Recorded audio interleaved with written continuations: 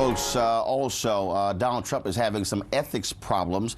The head of the governmental office, when it comes to ethics, is blasting his plan to turn over his business to his sons. He said the announcement that Donald Trump made just the other day simply does not go far enough to ensure he is not going to violate the United States Constitution. The question is whether or not the Trump folks are going to pay attention to that. Well, and he was speaking, Walter Schaub was speaking at the Brookings Institution when he talked about Trump's plan to separate himself from his business.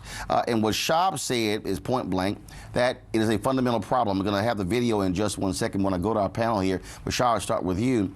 I mean, this is a guy who's pretty much setting himself up for potential impeachment because the Constitution is clear. Now, Brandon, you can laugh all day, but the Constitution is clear. No one can accept anything of monetary value from a foreign entity. The fact that he will not put his business in a blind trust, the fact that he will not divest and sell its interests, that means he could potentially be in violation of the U.S. Constitution. So Donald Trump is doing something really interesting here because he's counting. Interesting is the word. Yes. Well, because he's counting on the Republican majority in the House and the Senate, and a soon-to-be Republican majority in the Supreme Court to not do anything. And this is why. Because the Republicans will go along with Donald Trump selling out our freedoms, selling out our economy so that he can put his name on everything, because that's what Donald Trump does, and that he can make money for his friends and his family if they are allowed to go along with the process of taking away our freedoms. So Jeff Sessions is the red meat for the Republicans. And so over and over again, they're going to get to take away ACA. They're going to let Jeff Sessions do his thing. And the deal here, right, is that they will turn their backs. So they will sell out our country to Osama bin Laden if it allows them to take away our freedoms. And we should understand that that's what's happening. Brandon, here is Schaub at the Brookings Institution talking about this very issue. Mr. Tillerson's making a clean break from Exxon. He's also forfeiting bonus payments worth millions. As a result of OGE's work, he's now free of financial conflicts of interest. His ethics agreement serves as a sterling model for what we'd like to see with other nominees. He clearly recognizes that public service sometimes comes at a cost. The greater the authority entrusted in a government official, the greater the potential for conflicts of interest. That's why the cost is often greater as you go higher up. We've had similar success with some of the president-elect's other nominees. Some of them haven't quite gotten there yet, as I've pointed out in recent letters to the Senate. But with an example like Mr. Tillerson's ethics agreement, I anticipate we'll get them there too. In connection with this work, it's important to recognize that OGE is not the enforcement mechanism, but the prevention mechanism. OGE is nonpartisan and does its work independently. Our goal, our reason for existing, is to guard the executive branch against conflicts of interest.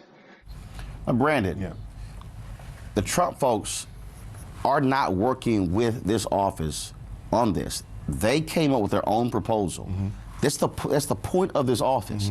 If Donald Trump and his company, if he is still involved and they are accepting, he announced that, well, any money that we get from our hotels, we're going to give to the U.S. Treasury.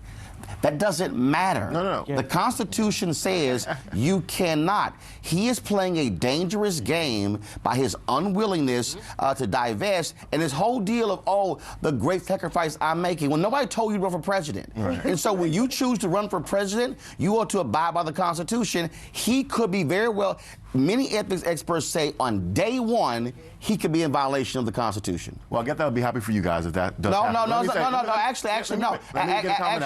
Actually, I respect the office of the president, so I'm not happy about it.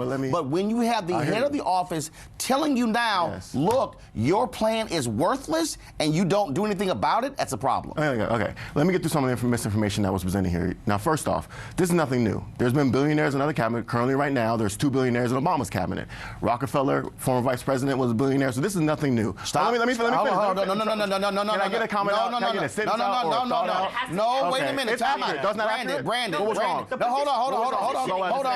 No, Brandon. What you're not going to say is I'm going to deal with misinformation. What was wrong? Let me get to that point. You're talking about, so first off, all the rules currently in place, none of them he's violating. There's no rule. Name one rule. Let me finish. Name one. He's not the president. Name one. Let me finish. Not one rule. Let me get to the point. Let me get to your point. Brandon, you asked. I love Brandon against one. Brandon, hold on, Brandon. I'm about to get to the point. You asked a question. What is he violated? The head of the office is saying, if you do not properly divest on day one, you will be in violation. He has said other nominees have already done what Trump won't do. Now go ahead. To your misinformation point, you said at the very beginning that the Constitution forbids him from accepting foreign payments, stuff like that. You're correct. And that's why in Donald Trump's plan, he didn't say this is hotel, he said any money his company receives over the next 4 to 8 years from foreign companies, he's going to donate to the Treasury. Brandon, do not lie on this show. That is not misinformation. Listen. Follow. He's not taking the money. He's giving it to the Treasury. Follow me. Follow me here. He's not receiving any foreign money. Let me explain how this works.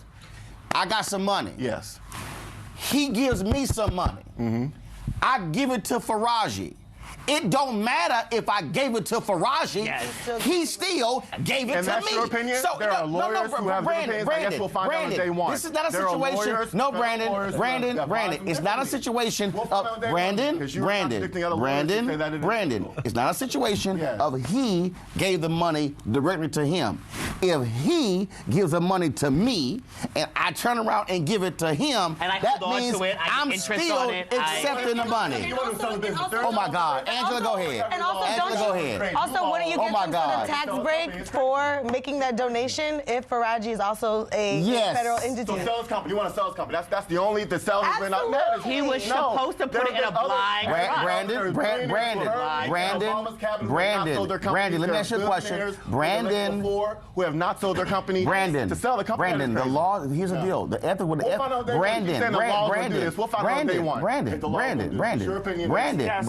Brandon.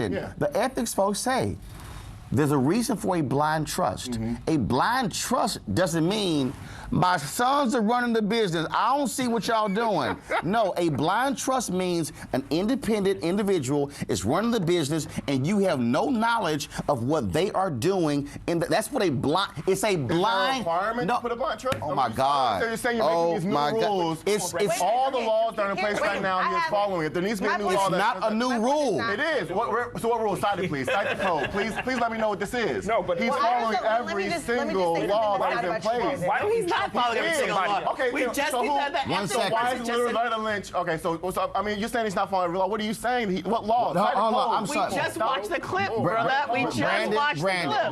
Brandon. I got to go to a break, but I'm about to send you a link.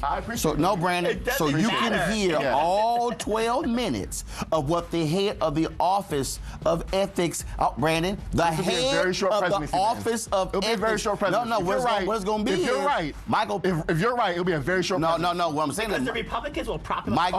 Mike Pence is saying I'm laying in the cut. Yeah. Kickstart your day at 7 and get the news you need from the perspective you want. NewsOne Now with Roland Martin every weekday morning at 7 on TV1.